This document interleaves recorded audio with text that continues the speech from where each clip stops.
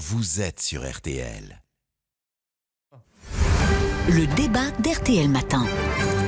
Nous vous en parlons depuis ce matin, 8h21. L'Union européenne doit-elle financer la défense de l'armée ukrainienne? C'est l'objet de notre débat. Bonjour Nathalie Loiseau. Bonjour Yves Cavy. Vous êtes députée européenne du groupe Renews. Face à vous aujourd'hui, Manon Aubry, députée européenne, présidente du groupe de la gauche. Bonjour Manon Aubry. Bonjour. Pour vous, l'Europe ne doit pas financer l'achat d'armes pour les Ukrainiens. Expliquez-nous.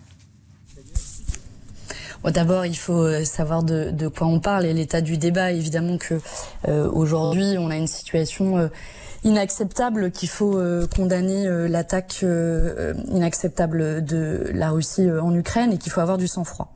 Ça, c'est la première chose que je voulais dire. Et notre objectif prioritaire, et je pense à nous tous, y compris à Nathalie Loiseau, est de trouver une issue pacifique au conflit, d'obtenir un cessez-le-feu et le retrait des troupes russes. Une fois qu'on a dit ça, la question d'armer les Ukrainiens est complexe et je le dis avec humilité, il n'y a pas de solution magique à ce conflit, sinon je pense que on l'aurait tous mis en œuvre jusqu'à présent. Mais je voudrais quand même alerter sur ce qui pourrait paraître comme une fausse bonne idée si on n'évalue pas les conséquences et les risques que cela fait poser de manière concrète et pratique. Imaginez la situation, on a armé l'armée ukrainienne. Cela peut être utilisé comme un prétexte par Poutine pour passer à une guerre de destruction. C'est quoi l'étape d'après? On envoie des forces offensives, des soldats sur place qui pourraient assumer un conflit ouvert entre puissances nucléaires. Et moi, c'est vraiment le risque sur lequel je voudrais alerter aujourd'hui, qui est un risque d'escalade. Et d'ailleurs, on n'est pas les seuls à le dire. J'ai entendu Dominique de Villepin, Hubert Védrine, qui sont des personnes à des responsabilités, qui n'ont pas leur carte à la France insoumise, qui disent aussi qu'il n'y a pas de solution militaire au conflit et qu'il faut à tout prix revenir à un cadre diplomatique, ce que disait finalement Jaurès à une époque, on ne fait pas la guerre pour se débarrasser de la guerre. Nathalie Loiseau vous répond. Écoutez, mon père est mort il y a quelques temps et mon père était très jeune, maquisard. Et avant de mourir, il m'a raconté sa guerre. Et il m'a raconté à quel point il guettait les armes que parachutaient les Britanniques à la résistance. Et à quel point ça avait été utile pour ralentir, par exemple, la division d'Eistreich qui remontait vers les plages du débarquement. Je reviens d'Ukraine. Ce que je vois, les images de la ville de Kharkiv qui est littéralement martyrisée par des bombardements, peut-être avec des bombes à fragmentation, ça n'est pas encore confirmé, mais en tout cas des bombardements sur les civils, exige que l'on puisse venir en aide à un pays qui demande à se défendre, qui demande des armes contre les missiles, qui demande des armes pour sauver la vie de ces populations. Il y a aujourd'hui une exigence morale qui ne fait pas de doute. Cette phrase, il n'y a pas de solution militaire au conflit, j'ai été plus de 25 ans diplomate. Je l'ai entendue dans toutes les bouches, sur toutes les guerres. C'est souvent la phrase de la plus grande lâcheté, qui consiste à dire « il y a bien un jour où ils se calmeront ». Vladimir Poutine, c'est peu dire que Emmanuel Macron a essayé de l'amener vers une solution diplomatique. Il essaiera encore, mais c'est peu dire aussi qu'il ne respecte que la force. Manon Aubry. Je pense qu'on sera d'accord sur le fait de dire qu'on ne va pas rester les bras croisés face à la crise.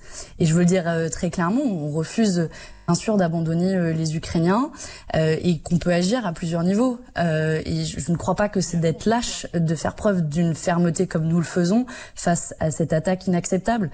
Et quand on décide d'un renforcement des sanctions individuelles contre les oligarques russes, je le dis d'ailleurs, pour cela encore faut-il pouvoir identifier leurs avoirs qui sont souvent dissimulés dans les paradis fiscaux, comme quoi lutter contre l'opacité financière, c'est aussi utile dans ce type de moment. On peut aussi agir, et d'ailleurs je regrette qu'il y ait eu un 2 poids 2 mesures, puisque les produits de luxe italiens ont été exclus du paquet de sanctions russes, à croire que vendre un sac Gucci à des oligarques russes est plus une priorité que de riposter à Vladimir Poutine. Manon Aubry, je vous interromps parce que Nathalie Loiseau nous dit que c'est une fake news. Ça a été inventé par le Daily Telegraph et je déconseille de faire sa culture internationale en lisant ce journal britannique. C'est totalement faux. C'était des Britanniques qui essayaient de faire croire que l'Union européenne était faible et désunie. Ce qu'on a du mal à comprendre, Manon Aubry, on peut comprendre votre position de principe qui consiste à dire qu'il ne faut pas envenimer les choses, mais en tout cas, vous avez voté, vous et l'intégralité de votre groupe de la France Insoumise, contre un prêt, je dis bien un prêt d'un peu plus d'1 milliard d'euros pour venir urgemment en aide à l'Ukraine. Est-ce que vous comprenez que c'est incompréhensible ?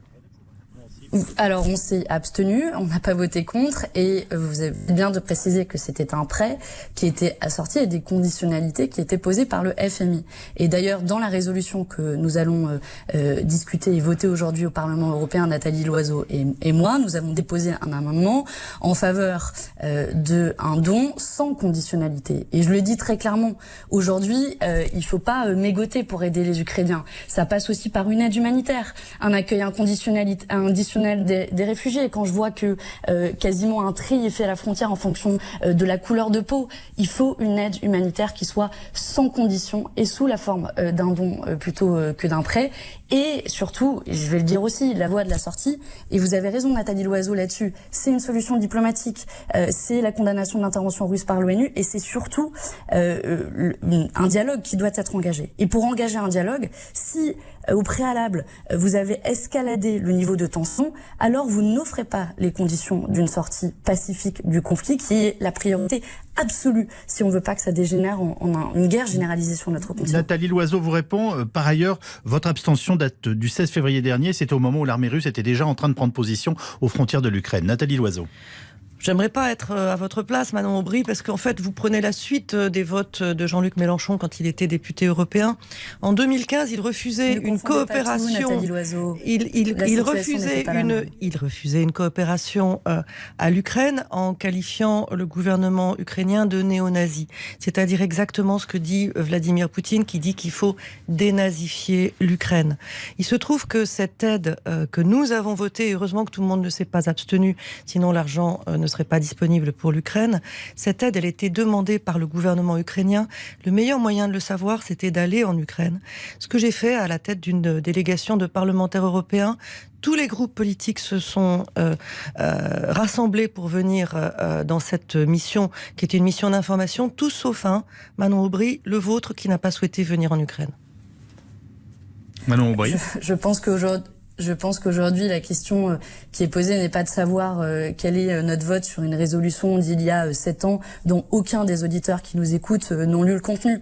La question aujourd'hui, c'est comment on sort de ce conflit. Et moi, je regrette que derrière des pourparlers diplomatiques qui sont importants, dans le même temps, il y ait une escalade de ce conflit et que vous soyez de celles et ceux qui soutenaient la livraison d'armes, qui soutenaient un envenimement de ce conflit, alors que je le dis assez clairement, si on veut que la France joue un rôle de médiation... Comment arrête-t-on les 60 km de chars russes qui sont à l'entrée de Kiev aujourd'hui ? Vous savez, dans une guerre, si vous répondez par autant de conflits, c'est-à-dire œil pour œil, dent pour dent, vous avez juste une escalade du conflit. Et que la France, si elle veut tenir son rôle de médiation, et je pense qu'elle est une des seules à pouvoir le tenir aujourd'hui, c'est d'essayer de mettre les gens autour de la table des négociations. C'est ce qu'a fait, et je dois le saluer ici, c'est ce qu'a fait Emmanuel Macron. Mais maintenant, il faut être cohérent. S'il continue à organiser le dialogue et si tous ceux qui continuent à défendre les escalades sont pro-Poutine, alors la République En Marche soutient un pro-Poutine, et que l'enjeu, c'est comment on fait en sorte que, en effet, la Russie se retire de l'Ukraine. Et d'ailleurs, j'ai entendu aussi le président Zelensky qui, lui, a souhaité qu'un dialogue puisse s'organiser, qui est prêt à organiser aussi une neutralité de l'espace ukrainien pour réussir à redescendre le niveau de tension. Sinon, je le dis, c'est la guerre généralisée sur notre continent. Une dernière réaction, Nathalie Loiseau. Ne rien faire, c'est effectivement encourager Vladimir Poutine à continuer ce qu'il a commencé. L'Ukraine, pour Vladimir Poutine, n'est que le début. Écoutez Vladimir Zelensky, Manon Aubry, je vous en conjure, écoutez-le nous demander des munitions, des armes et pas autre chose. Il mérite notre respect pour son courage, pour sa détermination. Le peuple ukrainien mérite qu'on soit à ses côtés de toutes les manières possibles. Nous avons décidé de ne pas envoyer de troupes. Au moins, soyons capables d'envoyer des armes. Merci à vous deux. Nous allons faire un point sur l'actualité dans un instant. Et puis notre météo à 7 jours avec Louis Baudin.